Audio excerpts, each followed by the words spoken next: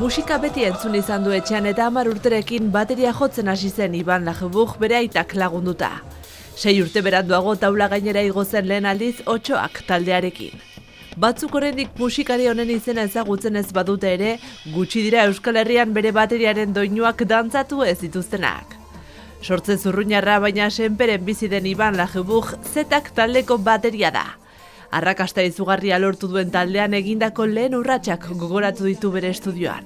Peio ezagutzen nuen pixkat, ukan ginen estudioko lan bat elgarrekin, oso ongi pasa zen, gero jo nintzen ere bere kontzertu batera, bendetan jotzen zuelarik, eta han ikusi ginen. Bera ere etorri zen iparraldera, Little Garbulezekin jotzen nuen, eta hor hasi ginen pixkat harremanetan. Eta 2019an, beraz, zetak sortu nahi zuelarik, deitu ninduen, elkartu ginen, eta abesti batzuk edo abesti zati batzuk entzunarazi zizkidan, eta gustatu zitzaidan, asko.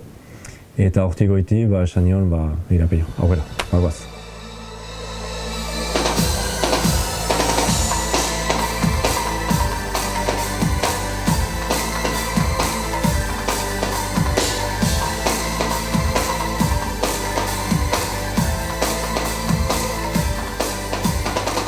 Ilusioa handia egiten zitzaidan, beraz, euskal talde batean ere jotzea. Zenta jo izan dut, beraz, frantses talde batekin, inglesez edo espainolez eta, baina euskaraz delarik nirentzat beti bada zerbait gehiago. Lehen diskoa atera eta pandemiari aurre egin behar izan zion taldeak. Hegoaldean jotzen altzen, kontzertuak ematen altziren. Eta egon gara, aretoetan, jendea eserita, jende kopuru limite batekin. Baina egon gara, eta hortik goiti, beraz, hortik atera ondoren, atera da ere itzulera. Eta itzulera izan da izugarria. Eta orain, beraz, disko berriarekin, ari da ere zetaken sonoritatea aldatzen, pixkat nortasun, nire ustez nortasun gehiagorekin. Eta hori, zetaken abestiek azkenean jarraitzen dute bide bat, ez da orainik puntu finko bat, beraz, segitzen du bidea eta ikusiko nola pasatzen den. Oztopoak oztopo urte hauetan lortu duen arrakastari begira nola sentitzen den aitortu du musikariak.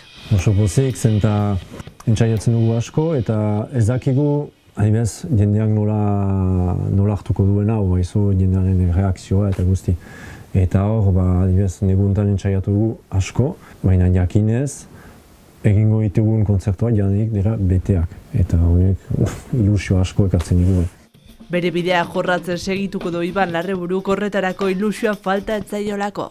Naukat bateria aurrean eta beti daukat gogo hori jotzeko gogo hau, gauzak mantentzeko noski eta idei berriak ere saiatzeko.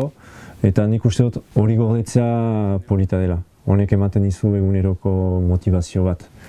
Eta gero noski nahi nituzke gauza batzuk egin, baina ez daukat gauza zehatzik eta gehiago saiatzen naiz ere garrantzia ematen gaur egun bizi dudanari, bakizu, eta gero gauzak etarreko dira, pixkanaka. Otsailean bere birari hasiera eman zion zetak taldeak Iruñan eta larunbat honetan Biarritzeko Atabal aretoan kontzertua eskainiko du. Ikusentzuleok egun gutxi falta dira herri urratserako eta hain zuzen zetak taldeak herri urratsen eskainitako kontzertuaren irudiekin agurtuko dugu gaurko saioa.